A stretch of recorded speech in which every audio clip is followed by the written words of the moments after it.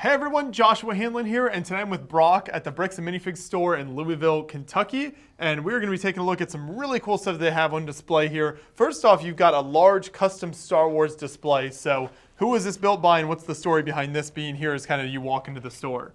This particular display is by Ryan Habib. He's one of our regular customers, and he does, as you can see, just incredible custom stuff in his spare time. The buildings you see there, they look like something Lego would have done. And when we got to this location, we specifically made a custom display because we have lots of customers that do this kind of thing. So every couple of months we switch out one of our regulars, and we just ask them, like, can you bring in your castle or your Star Wars or your whichever? And Ryan actually came up and said, can I put my Star Wars in here? I'm like, yes, absolutely. It's incredible. I love that. It's really cool as you walk up to the store that you already see some custom Lego displays that are greeting you before you even get into the store. We get a lot of people that stop before they even hit the door, and they'll spend about 5 minutes going, ooh, yeah. Finding all the fun details. And he even has, I've noticed some really oddball Easter eggs in there. Indiana Jones is running through there. I haven't found all of them yet. I like to do what little Easter eggs have they found in their displays? The other thing that first greets you when you come in the store then is the minifigs here, and these are very front and center, and I know this is something that is a big passion for you and kind of having a really big offering of minifigs, so take us through some of the different cases we have here. That has admittedly been my thing personally since I took over the store, and I just recently bought it from the previous owner. I want to be the one minifig place for Bricks and Minifigs. We are trying hard to have all of the blind bag custom or collectible minifigs, all the number series, we've got the Disneys, the Disney 100s, I have the Simpsons, Looney Tunes, Muppets. Keeping up with it has been a challenge. I do a lot of late night on Bricklink, on Macari, on like where can I hunt them down. Okay. It's quite a bit. I see you had some, is it Comic-Con stuff there as well? Some incredible rare ones. Someone walked into, they brought that one, and the DC guys know exactly who Zero Batman is. I always love to see some Comic-Con exclusives represented. Of course, Murphy's Law, they always walk in right after you have paid a bunch of bills and there's not much in them. They're like, I've got this. I'm like, I got to buy it. Someone's going to want it at some point. And then in the middle section here, you see some larger builds. Is that just kind of where you store some of the larger stuff that doesn't fit in the We displays? have that little bit of space. It works well for those incredible, huge, super noteworthy things you don't see every day. I love the display stand for that Falcon. Everybody's comment about that giant Millennium Falcon is, what are you going to do with it? It takes up so much space. That one is actually by Brickshell, the same one that Bricks and Minifigs uses to do all of our displays. Okay. He just recently came out with that stand. I love it, that it makes that a little less cumbersome to right, deal with. Right, and it's kind of more, it's vertical, not taking up so much space. It is still a huge, monstrous set. What's the story behind these minifigs over here? Those we actually almost tossed in the minifig table and cut open that box, until we just on a whim were like, well, let's look it up and see if it's anything special. Maybe they're 30 or 40 bucks. It turns out that those were only available at the grand opening of the 100th Lego store in the country, and the cheapest ones were auctioned off for like $500. They only did 500 of them. They numbered every single one. We're like, okay, we'll see if somebody wants to buy that for twice as much, for like half of what you could auction. Still haven't had any buyers, but they're a neat thing to see. Yeah. So we kept it like that. I love to see the unique come across things. those rare, really weird, when are you ever going to see it again? Including things like we have Smog in the store right now. I need to sell that really fast because I'm tempted myself, and I don't need to go down that rabbit hole. I'm a Star Wars fan myself, so I'm kind of far down that rabbit hole. In addition to all of the minifigs, of course, you've got these sets around the outside, and it's like a mixture, it looks like, of the... We have the current new stuff, which those are neat, and I tend to buy them myself because I'm a Star Wars guy, and I buy them on the excuse of better get it before it retires. And then we have the scary section, the retired, out of production stuff you just don't see. This stuff scares me because I want to get it too, and my usual excuse is it's for the grandkids, and it's hard to make that justification when you're paying what some of us will gladly pay to have that one I couldn't get when I was 13, and now I have big boy money, and I'm willing to do it. I see some great sets represented here. You've got, some of the early runs of Star Wars here, like the Sith Infiltrator and this Technic Jango Fett, so that's really cool. And we have had, one of our regulars has a giant collection that he has been building since 1999, and he buys 2 of everything when he gets them, keeps them in his basement. He's been selling it off to us a little bit at a time. He keeps telling me, I'll give you a great deal on Cloud City. I'm like, yeah, but that's like... Even a great deal. Even at a great deal, that's a huge, just incredible white whale, and I don't know anybody who can drop $8,000-$10,000 on that kind of... Right. It'd be really nice to have, and one of these days I'm going to have to get it. But it's also terrifying because I'm kind of tempted by that one myself. Until then, some of these will do here. Yes, and we've had some just incredible. We had the original MTT, the one that everybody's looking for. It sat here forever and actually sold yesterday. I would have been like, look what we have, but as usual, someone walked in and the minute they saw it, they're like, oh my God, that's my white whale, I shouldn't. And they spent about 5 minutes going, I shouldn't. Yeah, I gotta have it. And that's usually how the big ones go. What's the story behind the big helmet here? That's another one of our regulars designed and built that himself. It was the centerpiece of our store display when we first opened in this spot. He has since done a couple more, and it's just a really cool thing to have, especially he did that before the helmet series came out. So we were one of the few that were like, yeah, those are kind of nice, but we got a really cool big one that's even better. He has done like 4 or 5 of them. I love that if it were hollow, you could actually wear it. Right. That one is hollow. It's pretty close to it. Oh, it is mostly hollow. Okay. It is almost, if my head weren't as fat as it is, I could just about wear that. No, that's a really cool piece, though. And then here you start to see some of just the individual pieces as well, which I think is a really cool thing that Bricks and Minifigs offers if you just are looking for that one specific piece. All of those, I've got to finish out the trees on that one mock that I'm working at, or when the little kids go, oh, Daddy, they got hedgehogs, I got to have that. Although my wife has fallen for a couple of those, too, with the... Like when the pugs come in, we have a pug at home, so like, gotta get the pugs. You see a lot of the botanical stuff represented here. It seems like that continues to be a very popular theme for LEGO. Do you see that in the store as well, with the popularity of botanicals? I am a huge fan of those myself. Some of the neatest ideas with the botanicals. The using pieces in the way you never thought, like who knew pirate hats would end up looking like flowers, or pink frogs. And what's down this aisle here? This is, for the most part, we have got our Brick Arms packs, a lot of our other retired stuff that you just don't come across. I got a bunch of like the old Galaxy Squad, things that I just didn't imagine.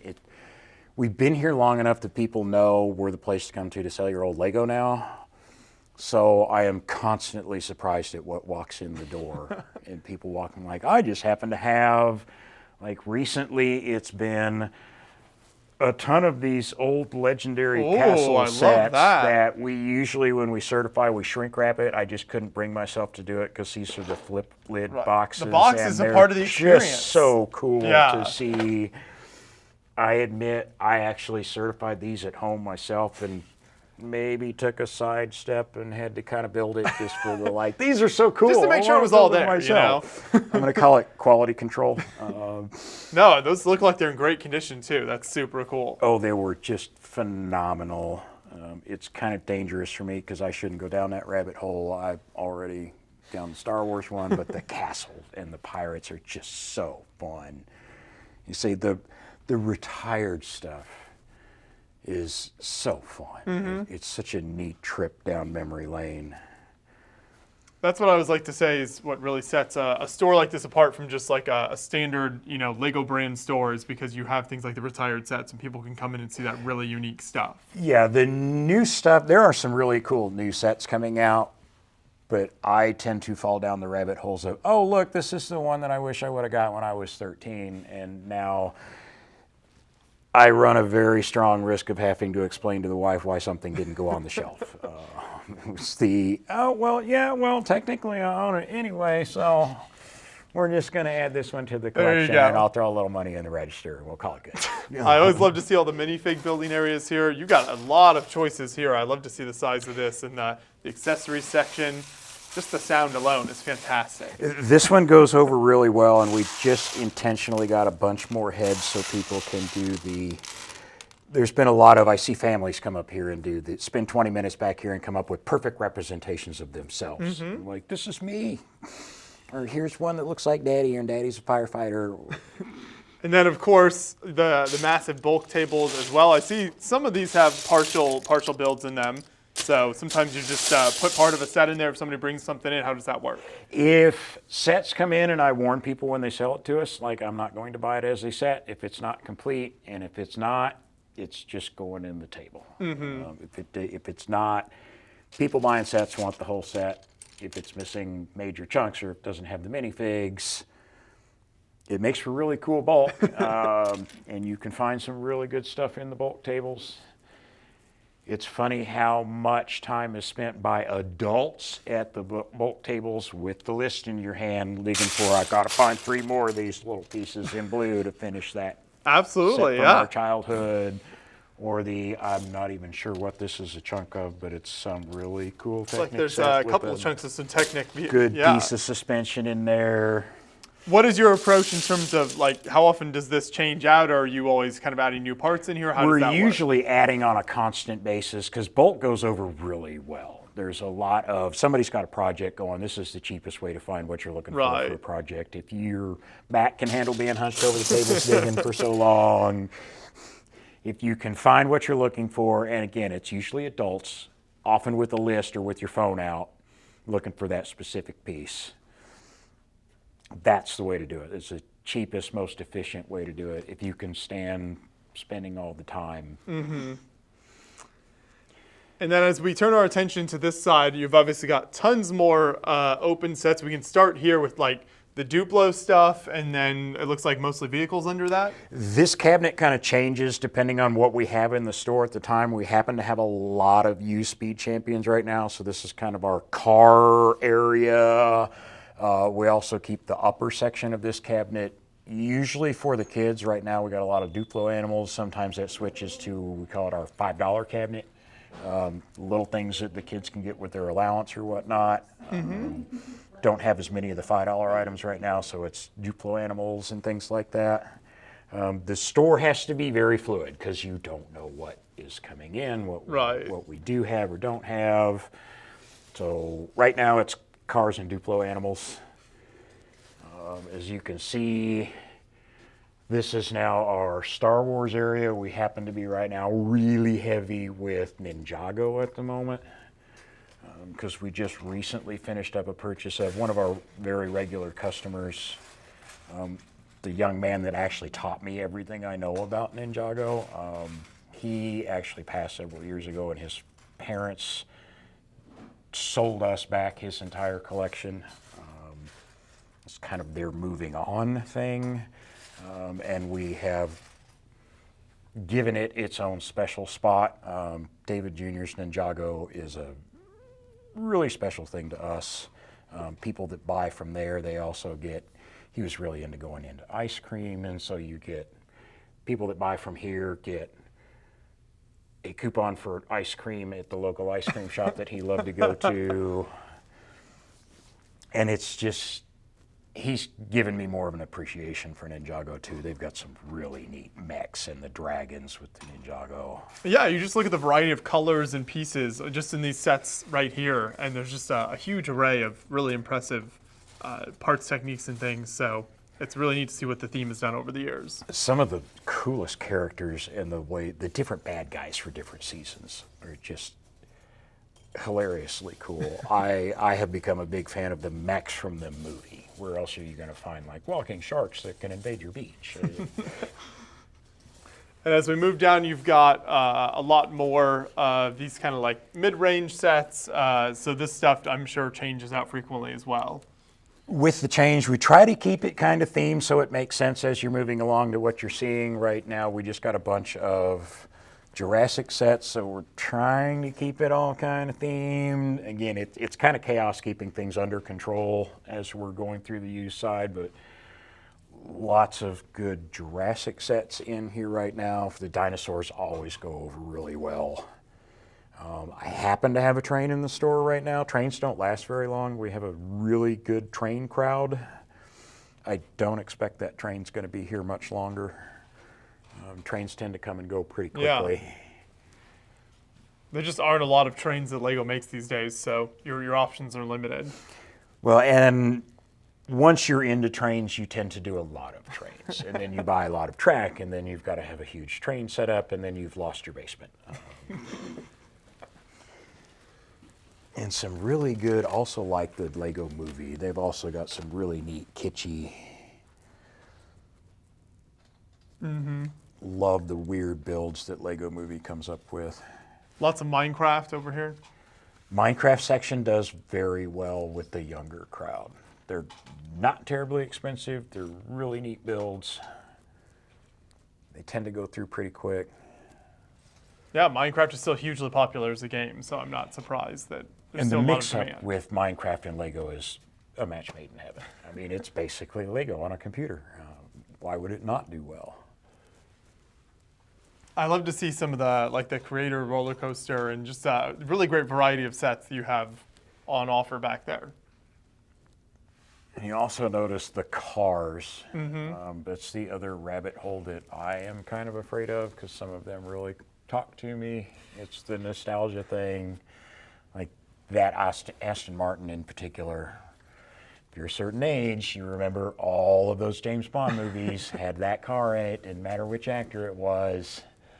Like, yeah, I really like that one. And then there's the Lamborghini Countach. I'm like, yep, I'm of that age. I had that poster. And if you're a certain age, you had that poster of that car.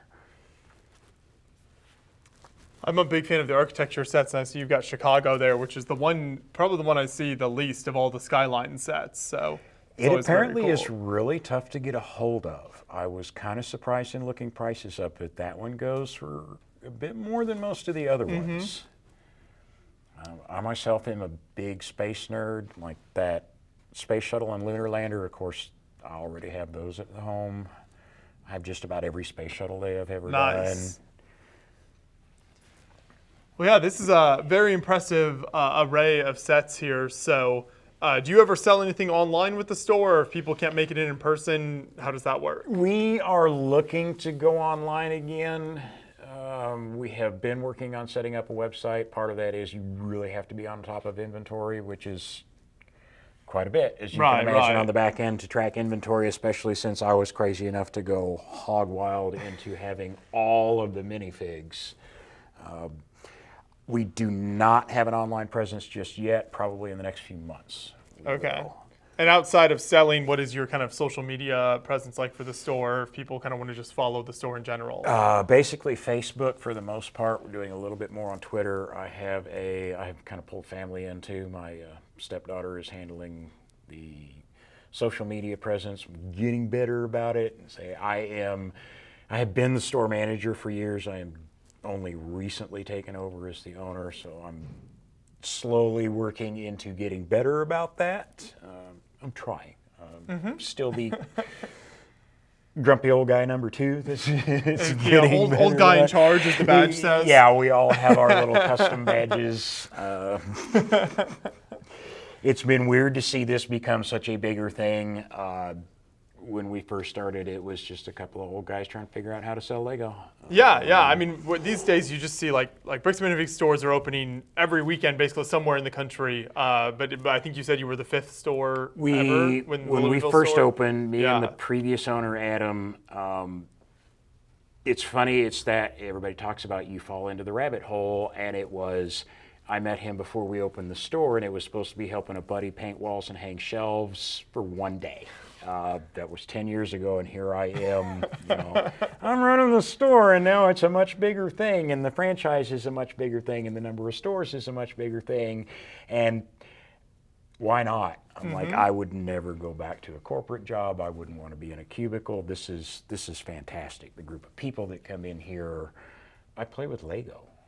I mean, why would you not want to do this? Yeah, no, I think it's really amazing the sense of community that can come around when a Bricks and Minifigs store opens. Then you get your regular customers coming in. Like you said, you can put the custom builds on display like we saw with the Star Wars layout and start to introduce a lot more of the public to kind of what's possible with Lego. And it really does amount to, I talk to other guys that have the same interest, and when you see the 50-year-old doctor and the 22-year-old guy at the tables, and they're both showing each other pictures of the cool stuff they got at home. I'm like, this is the community I want to be in. This is what I want to do for a living. Well, very cool. Thank you so much for showing us around here. We'll make sure to have a link to the website in the description of this video, so everyone watching, you can click that, and also social media links, so you can check that out as well, and make sure you follow the store. If you live in the Louisville area or just passing through, make sure you stop in, say hello, mention you saw the Beyond the Brick video as well, and check out all the incredible products that they have for sale here at Bricks and Minifigs. Thank you so much for showing us around today. I appreciate it. Thank you for coming in.